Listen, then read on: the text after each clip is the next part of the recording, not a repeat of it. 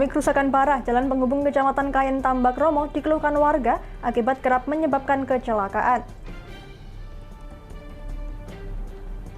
Pembangunan ruang kelas SMA Negeri 1 Bawang Batang ambruk masih dalam proses pembangunan.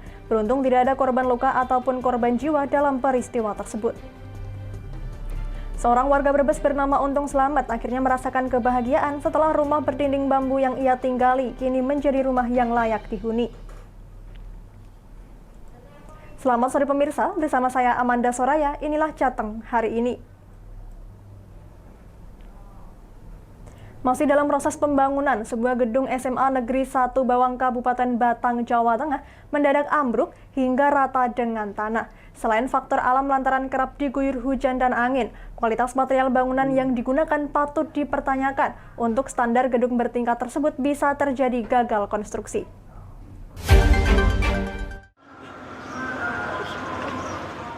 Proses konstruksi gedung yang rencananya untuk 2 kelas yang sedang dibangun ini, bagian dinding tembok serta tiang cor dan atap hancur tak bisa digunakan lagi. Atap kayu patah dan genteng berserakan, besi juga tak kuat penyangga bangunan tersebut. Sekolah Menengah Atas Negeri 1 Bawang ini ada sebanyak 750 siswa, mulai kelas 10 sampai kelas 12. Ambruknya bangunan yang tengah proses konstruksi tersebut tidak begitu mengganggu kegiatan belajar mengajar karena kelas lain masih dalam keadaan aman. Kepala SMN 1 Bawang Batang Sugito menyebutkan, pembangunan gedung ini rencananya untuk persiapan ruang pertemuan. Pihaknya telah melaporkan kejadian tersebut dan akan segera memperbaiki gedung ini. Beruntung saat kejadian tidak ada kegiatan belajar mengajar dan pekerja bangunan juga belum datang, sehingga tidak ada korban terluka atau korban jiwa. Karena faktor cuaca, Pak. Cuaca ya? Ini. Angin hujan. Iya, betul. Ini akhir-akhir ini cuacanya anginnya agak kencang. Terus ke depan gimana, Pak? Kami akan berusaha untuk membangun lagi, Pak, memperbaiki sesuai dengan spek. Sesuai dengan, ya, sudah sepakat dengan komite, dengan yang mengerjakan untuk kerugian kira-kira berapa itu? 100 juta. 100 juta. Okay. Ya. Ini sekolah diliburkan sementara nggak? Ini kebetulan hari libur, insya Allah Selasa tetap masuk, Pak. Dan ini alhamdulillah warga masyarakat yang guyung untuk kerja bersama-sama untuk membersihkan puing-puing, Pak. Okay. Ambruknya gedung SMA ini menjadi keprihatinan semua pihak, termasuk anggota DPRD Jawa Tengah Ahmad Ridwan yang langsung melakukan kunjungan ke lokasi. Wakil rakyat dari Komisi E Bidang Pendidikan Partai PDI Perjuangan ini mengaku prihatin dan berharap sekolah segera dibangun lagi. Ada cuaca buruk, pagi tadi itu ditemukan atapnya roboh kan itu. Sehingga kami melihat bahwa ini jangan sampai terjadi. Ketika cuacanya memang cuaca buruk, ini harus diantisipasi. Kebetulan hari ini pekerja pada libur, kebetulan siswa juga libur, sehingga saya perintah sama Pak Kepala Sekolah sama Pak Komite untuk segera dibersihkan dan hari Selasa nanti ketika anak-anak belajar mengajar untuk bisa nyaman dan tidak mengkhawatirkan. Maka dari itu himbauan saya kepada pelaksana pekerjaan, ketika cuaca yang buruk seperti ini, hati-hati dalam mengerjakan pembangunan proyek-proyek. Pekerja dibantu warga sekitar saat ini sudah membersihkan lokasi kejadian. Hal ini agar tidak membahayakan siswa karena mulai pembelajaran tatap muka. Diketahui akibat robohnya bangunan gedung SMA tersebut, ditaksir mengalami kerugian mencapai ratusan juta rupiah, sementara dari pihak kepolisian setempat belum bisa dimintai konfirmasi atas insiden tersebut. Dari Batang, Ahmad Rivaldi Krisna, Lingkar TV, melaporkan. Langkah pencegahan penyebaran penyakit mulut dan kuku atau PMK di wilayah Kendal, Jawa Tengah. Bupati dan Kapolres Kendal terjun langsung melakukan penyemprotan cairan disinfektan di sejumlah kandang. Selain penyemprotan, pemerintah Kabupaten Kendal mengimbau peternak dan pedagang memperhatikan kebersihan kandang dan melarang membeli hewan ternak dari daerah yang terjangkit.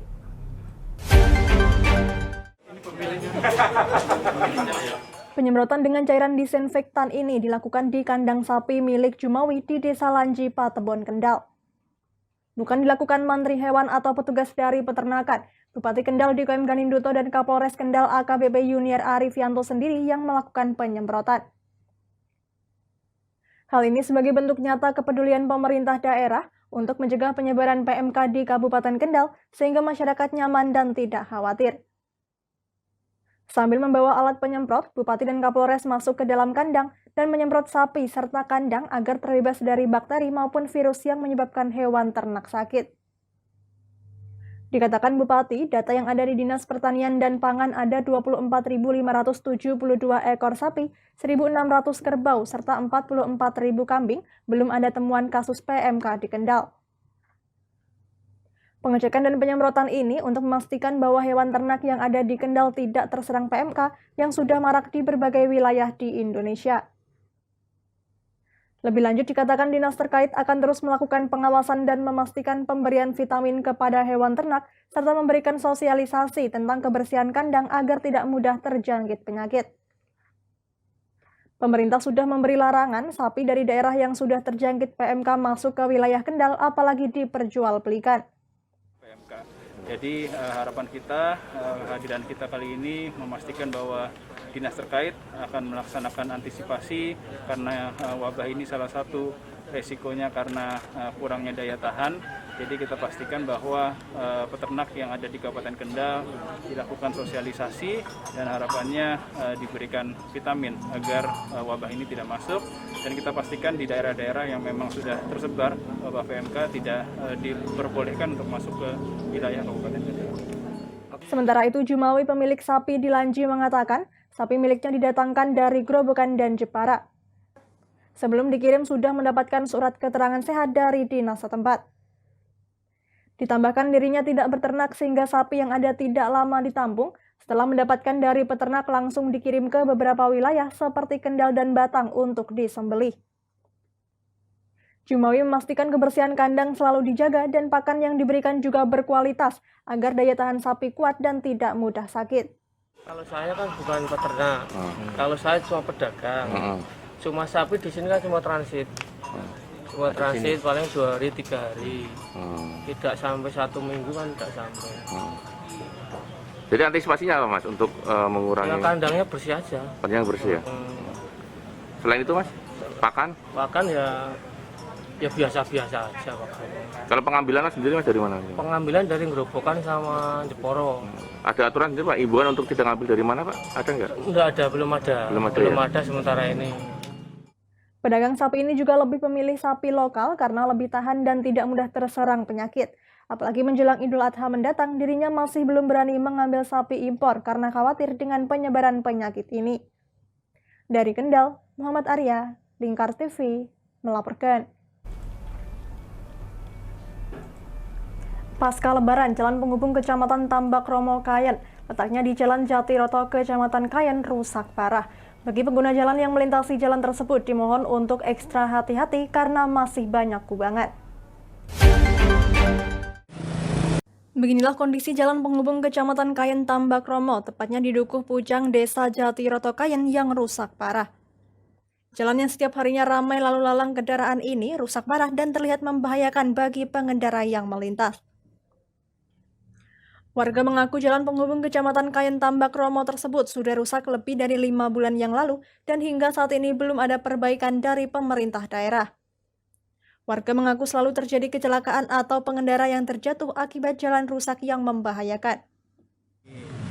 Harapannya supaya jalan ini lekas dibangun karena terjadi kecelakaan, rawan kecelakaan lebih-lebih musim hujan. Air tergenang, tidak kelihatan mana yang lubang. Itu sering terjadi kecelakaan Mas, supaya harapan masyarakat ini supaya dibangun lebih seperti yang lain itu Mas, supaya tidak terjadi rawan kecelakaan, terutama rawan kecelakaan. Lebih lanjut, permasalahan jalan yang rusak parah tersebut adanya drainase yang buruk, apalagi di saat musim penghujan kubangan dipenuhi genangan air. Untuk itu warga berharap para pengguna jalan yang melintas harus hati-hati. Lebih parahnya permasalahan yang dialami warga yakni debu jalan yang berterbangan seringkali masuk ke rumah warga dan mengganggu kesehatan. Sejauh ini warga ataupun pengendara yang melintas secara sukarela menambal jalan yang berlubang secara mandiri untuk sekedar mengurangi resiko kecelakaan bagi pengendara yang melintas.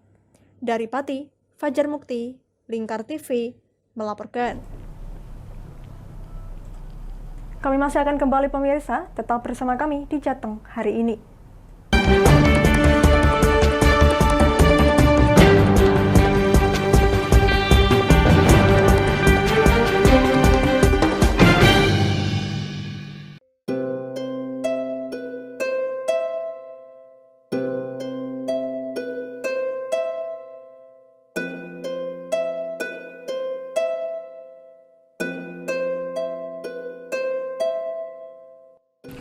Wah iki yo siaran TV wah apik temenan. Filme cocok karo suasanane. Elah. Lapo le bro ngene iki awan-awan kok. Iki lho nonton TV, Kang. Wah kenal nedan kowe wong kenang delok HP kok delok TV piye? Wah kurang update kowe iki, Kang. Lho maksudnya piye kok ngarani aku ora update iku? Iki lho delok aku nonton TV tenan. Apa kira nonton HP? Wong delok HP ngono kenal nedan apa iki. Iki lho delok siarane. Lho, kok iso ya? Yo TV apa? Jenenge Lingkar TV, Kang. Saiki erane TV kok ngene iki. Kok Lingkar TV nek dia awak dhewe panggone iso nonton TV lewat HP. Kok ngene iki. Ana film-film ngene iku ya? Iya, filme apik-apik kaya ngene iki. Awak dhewe nek sawah leren mbut gawe iso leren ndelok film-film ngene iki. Padha iso ngene iku. Iso, ora ketinggalan karo cah-cah kae. Duh. HP ku kok ora iso tak nggo ngono piye carane iki? Iki lho Rip, tak doi carane. Piye? Kowe buka Play Store. Play Store, Mas. Yo iku pokoke. Play Store apa? Ketik Lingkar TV. Engko lek wis ngono, klik install. Nah, engko wis ana metu menune Lingkar TV karek ndelok siaran apa ae. Film-filme apik-apik. Berarti film channel Lingkar TV metu nang kene kabeh ra? Iso. Filme wah cocok karo suasana cara didelok ngene. Oh, wis iki iso iki. Iya metu kabeh ngene TV wah. Iya. Ondiange ya. Mangkane Lingkar TV filme apik-apik kabeh. Iya, aku ngene kok. Lagi reti iki aku malah. Sekolo Iya. ana bocah-bocah ajak ndelok. Heeh, ben seru nang kene ya, kawan. Webek. Rene lo. Tak deloki apik-apik ana film Jos iki.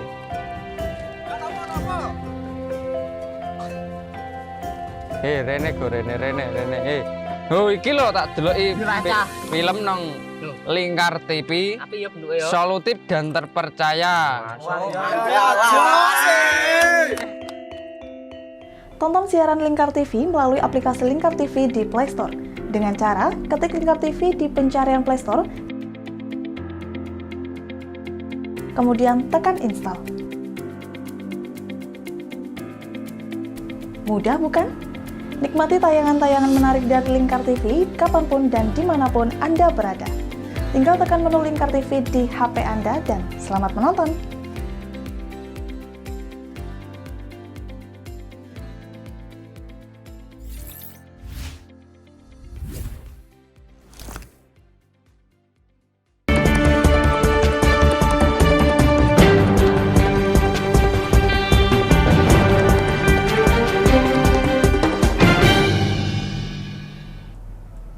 Masih bersama Jateng hari ini pemirsa, Pekan Olahraga Pelajar Daerah atau Popda Kabupaten Kendal untuk cabang olahraga pencaksilat tahun 2022 akhirnya bisa digelar. Pembukaan kegiatannya digelar di lapangan SMKNU 1 Kendal. Namun untuk seleksi para atlet di semua cabang olahraga tanpa dibiayai oleh pemerintah kabupaten atau mandiri dari masing-masing cabur.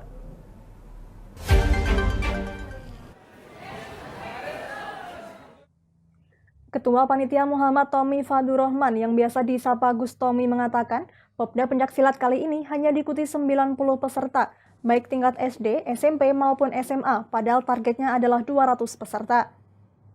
Meski dalam keterbatasan, namun tetap semangat untuk mencetak atlet-atlet pencaksilat yang berpotensi. Popda ini selain pembibitan atlet, sekaligus seleksi atlet yang dipersiapkan untuk maju di Popda tingkat wilayah tahun ini. Gustomi yang juga anggota DPRD Kendal fraksi Golkar mengatakan, penyelenggaraan Popda digelar secara mandiri karena kondisi masih pandemi sehingga belum ada anggaran dari APBD. Ia berharap kepada pemerintah daerah, cabang olahraga pencaksilat harus diprioritaskan karena pencaksilat merupakan aset bangsa yang harus dilestarikan. Selain itu, banyak atlet asal Kendal yang berprestasi di luar daerah Kendal, bahkan sampai di tingkat internasional. Dalam seleksi atlet tahun ini tanpa ada pendampingan anggaran dari pemerintah. Semua cabur dalam seleksi atletik memakai biaya sendiri atau mandiri. Maka ke depan Gustomi berharap agar benar-benar diperhatikan oleh pemerintah daerah dalam hal pendanaan. Untuk target semula kita 200 peserta, akan tetapi mungkin karena untuk kegiatan Popda tahun ini dari IPSI tidak mendapatkan anggaran, kita mandiri dan waktunya pun juga bertepatan dengan momen Lebaran. Akhirnya dari target 200 tersebut kita hanya bisa diikuti oleh 90 peserta dari seluruh Kabupaten Kendal, mulai dari usia dini sampai SMP. Ya, ini untuk SD kita ada ya SD, SMP, SMA. Kepala Bidang Olahraga Disporapar Kendal Ali Supriyanto menjelaskan bahwa melihat kondisi yang belum memungkinkan, maka untuk semua cabur agar menyelenggarakan Popda secara mandiri. Seleksi itu sesuai kesepakatan dan melihat kondisi pendanaan dan keuangan seperti yang disampaikan Ketua Panitia tadi, memang benar adanya, dan pada bulan Februari telah kami kumpulkan semua cabur yang masuk dalam kegiatan Popda itu sepakat mengadakan seleksi secara mandiri. Jadi ini bukan satu-satunya cabur yang melakukan seleksi secara mandiri, tapi semua cabur yang masuk di Popda baik tingkat kabupaten maupun provinsi itu semuanya mengadakan seleksi masing-masing. Hal itu sudah disampaikan kepada semua cabur yang masuk dalam kegiatan Popda sejak awal Februari lalu agar mengadakan seleksi secara mandiri. Setelah diseleksi, maka para atlet terbaik harus terus digembleng dan dilatih sehingga bisa meraih prestasi di Popda tingkat karesidenan maupun provinsi. Tetapi untuk Popda tingkat provinsi nanti, pemerintah melalui Disporapar siap untuk membackup terkait anggaran. Dari Kendal, Muhammad Arya, Lingkar TV, melaporkan.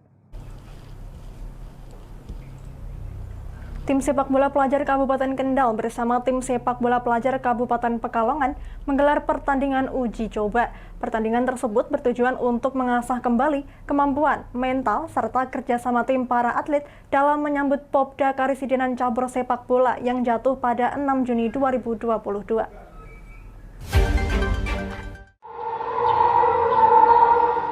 Tim sepak bola pelajar Kabupaten Kendal berhasil menang tipis dengan skor 3-2 dalam pertandingan uji coba melawan tim sepak bola pelajar Kabupaten Pekalongan yang digelar di Stadion Utama Kendal. Pada babak pertama, tuan rumah lebih dominan menguasai bola hingga unggul 2-0. Namun pada babak kedua, tim tamu yang lebih dominan menguasai bola hingga membalas kekalahan dengan memasukkan 2 gol. Menjelang menit-menit terakhir, permainan tim Kendal menunjukkan kekuatannya dan berhasil menambah 1 gol sehingga skor menjadi 3-2 hingga pertandingan berakhir. Berdasarkan pengalaman bertanding, kedua tim pelajar tersebut memiliki prestasi yang sama. Tim Kabupaten Kendal merupakan juara pertama Popda tingkat Ekskaresidenan Semarang tahun 2020, sedangkan tim Kabupaten Pekalongan merupakan juara pertama Popda Ekskaresidenan Pekalongan tahun 2019. Pada tahun 2020 dan 2021, tidak digelar Popda tingkat Provinsi Jawa Tengah karena kondisi pandemi COVID-19. Kami ingin mengetahui secara pasti, menjadikan bahan evaluasi kami untuk menjadikan tim kami siap di Popda 2022 tingkat Karesidenan Pekalongan. Oleh karena itu kami datang ke sahabat kami, saudara kami di Kendal ini dalam rangka pertama silaturahim. Yang kedua adalah latihan bersama meningkatkan prestasi masing-masing anak-anak kami dari Kabupaten Pekalongan dan Kabupaten Kendal. Sementara Kepala Bidang Olahraga Dispora Par Kendal Ali Supriyanto berharap kepada manajer dan pelatih untuk bisa meningkatkan kualitas pemain, baik dari segi teknik, fisik, taktik, termasuk sikap mental pemain karena pengalaman bertanding untuk anak-anak usia remaja cenderung masih labil dan memiliki ego yang tinggi. Untuk itu perlu ditekankan permainan tim yang solid. Dan diharapkan nanti tim ini akan senantiasa meningkat setelah mengetahui hasil latihan selama ini yang mestinya 2 bulan ini sudah di program latihan, tetapi karena kemarin bulan Ramadan berpuasa sehingga efektif baru 1 bulan. Dan mudah-mudahan apapun hasilnya, teman-teman pelatih, manajer melihat perkembangan latihan, nanti bisa dijadikan bahan evaluasi sehingga nanti ke depannya prestasi akan lebih meningkat lagi. Berdasarkan hasil evaluasi pertandingan untuk penguasaan bola, para pelajar Kendal sekitar 55% atau lebih unggul dari tim Kabupaten Pekalongan. Hasil evaluasi ini akan dijadikan catatan supaya bisa meningkatkan kemampuan permainan tim secara menyeluruh. Pertandingan uji coba kali ini yang pertama kali dilakukan sejak tim terbentuk, guna mematangkan kembali persiapan, rencananya akan melakukan pertandingan uji coba dengan tim yang berbeda. Dari Kendal, Muhammad Arya, Lingkar TV, melaporkan. Jangan kemana-mana pemirsa, kami akan kembali usai jeda pariwara. Tetap bersama kami.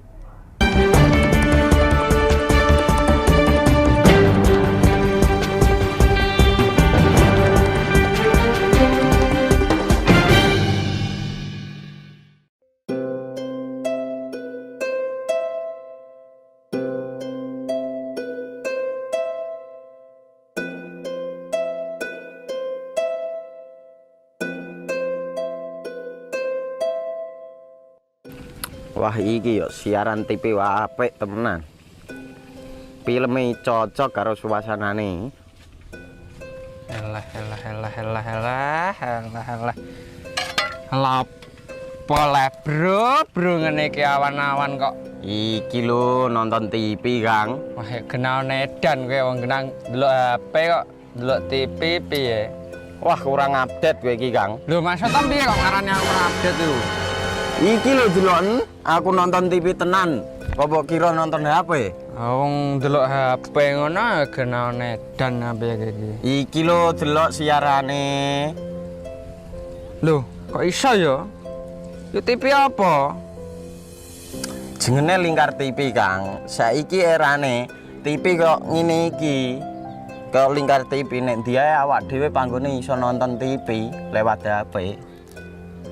Kok ngene iki. Ana film-film ngene iku ya? Iya, filme apik-apik kaya ngene iki.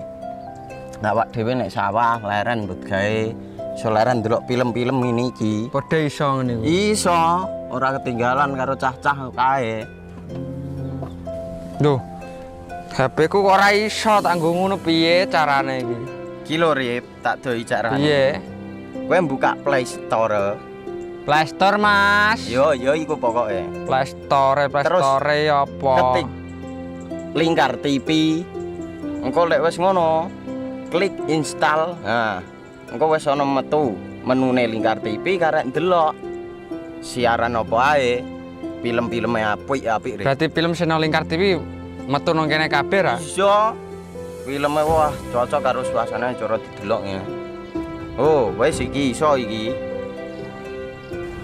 Iya metu kabeh ngene TV wah. Iya. Ondiange ya.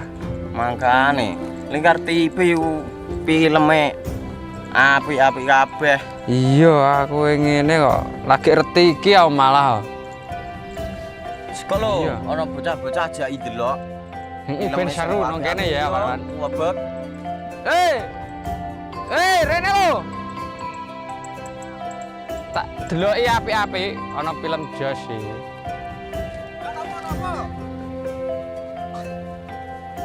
Rene go Rene. Oh iki lho tak deloki film nang Lingkar TV. Api ya bentuke ya. Solutif dan terpercaya. Tonton siaran Lingkar TV melalui aplikasi Lingkar TV di Play Store. Dengan cara ketik Lingkar TV di pencarian Play Store, kemudian tekan install. Mudah bukan? Nikmati tayangan-tayangan menarik dari Lingkar TV kapanpun dan dimanapun Anda berada. Tinggal tekan menu Lingkar TV di HP Anda dan selamat menonton!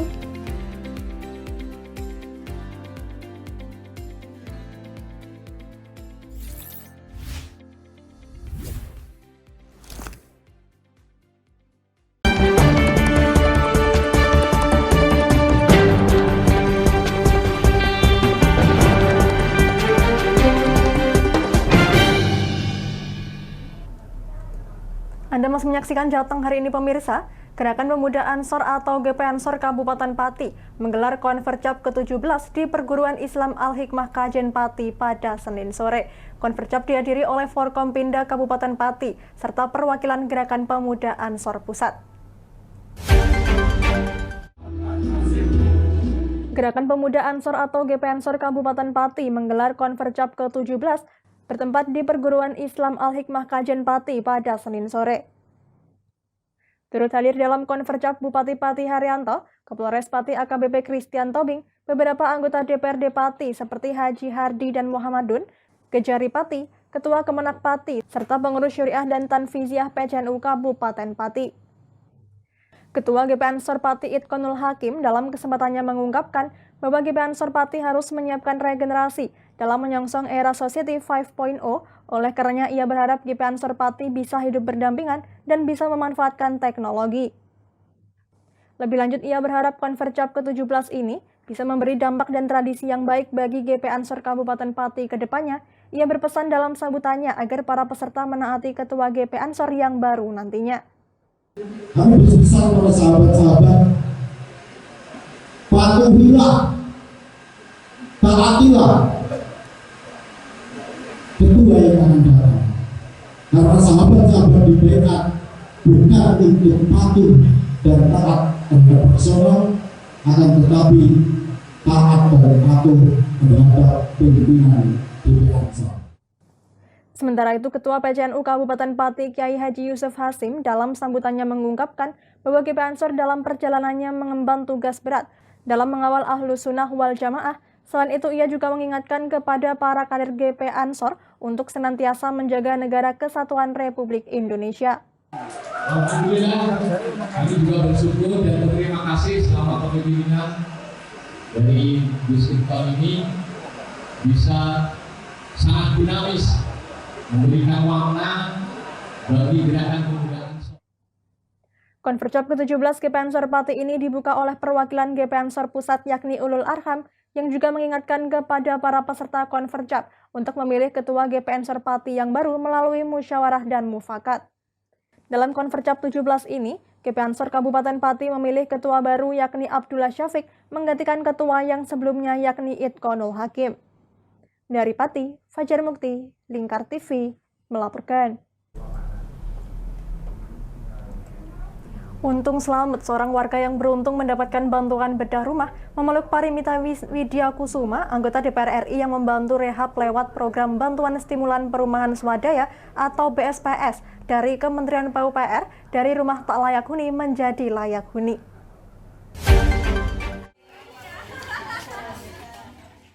Ibu Untung Selamat menangis haru dan membentuk Paramita saat ia mendatangi rumah baru ibu dua anak ini setelah selesai direhab. Paramita pun mengecek kondisi bangunan rumah Untung yang berada di RT 5 RW 3 Desa Dukuhturi, Kecamatan Ketanggungan, Kabupaten Brebes.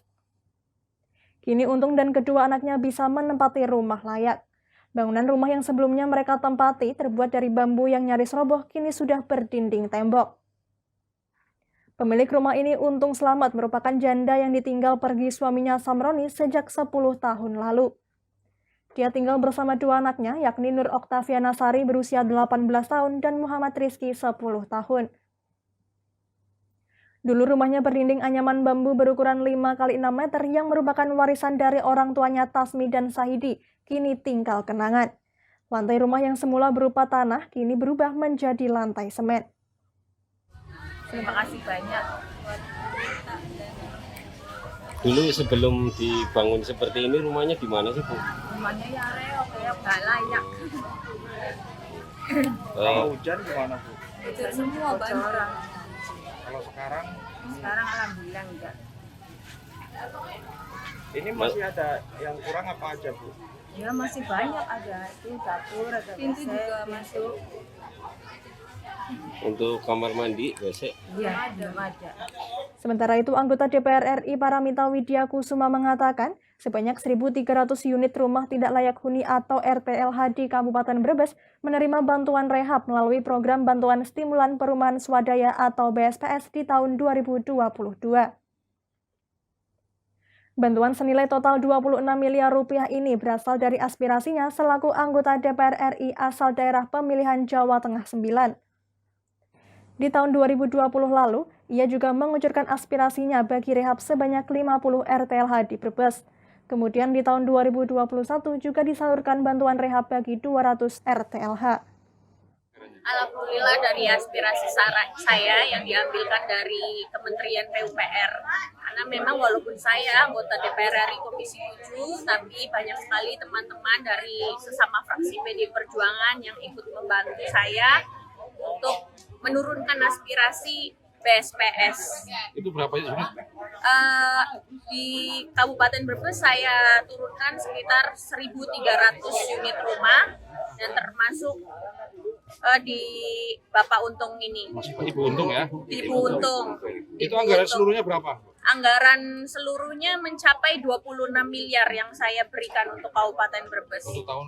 Untuk tahun ini, untuk anggaran tahun 2022. Semoga bisa bermanfaat dan juga bisa menaikkan IPM Kabupaten Brebes.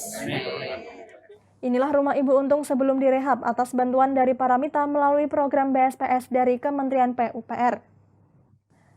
Rumah yang sangat tidak layak dihuni saat hujan atap rumahnya bocor sehingga lantai tanah menjadi becek dan lembab sehingga tidak sehat bagi para penghuni.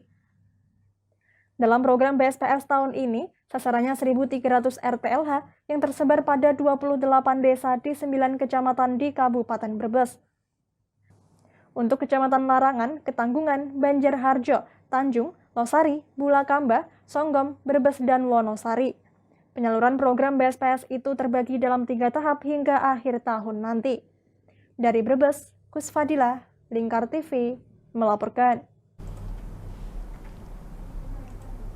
Berita tadi sekaligus mengakhiri kebersamaan kita kali ini. Terus saksikan Jateng hari ini setiap pukul 17 waktu Indonesia Barat hanya di Lingkar TV. Akhirnya saya Mada Soraya, mewakili seluruh kerabat kerja yang bertugas pamit dari hadapan Anda. Terima kasih dan sampai jumpa.